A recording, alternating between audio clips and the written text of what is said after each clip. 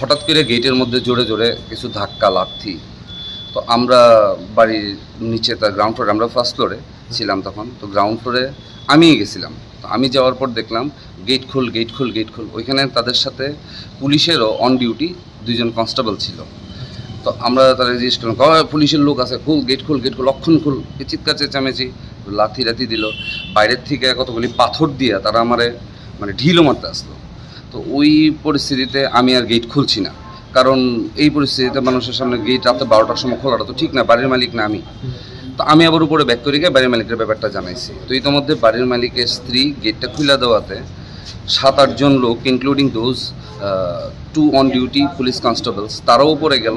ঘরের মধ্যে তারা যারা যেখানে পাইছে বেধড়ক মারধর করছে, এই জিনিসপত্র ভাঙছে, টিভি ভাঙছে, মোবাইল চুরি করছে, 2টা মোবাইল আসার দিয়ে ভাঙছে, 2টা মোবাইল নিয়ে গেছে গা।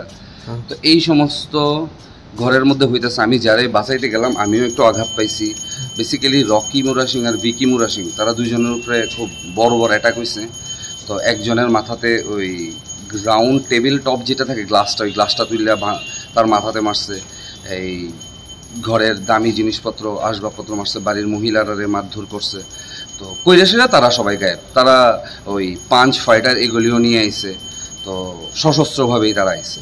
তো এখন প্রশ্ন হইল গিয়া এটা কেন, কি ব্যাপার কি না, আমরা কিছু কইতে পারি না। তো আমরা পুলিশরা এখানে দেখে আসেন, আমরা পুলিশে জিজ্ঞেস করলাম, রাত্রেবেলা পুলিশই আমাদের জিবি হসপিটালে নিয়ে গেল। তো ওইখানে আমরা মেডিকেল ট্রিটমেন্ট করাইলাম, এরপর আর পুলিশের কোনো পাত্তা পাইছি না।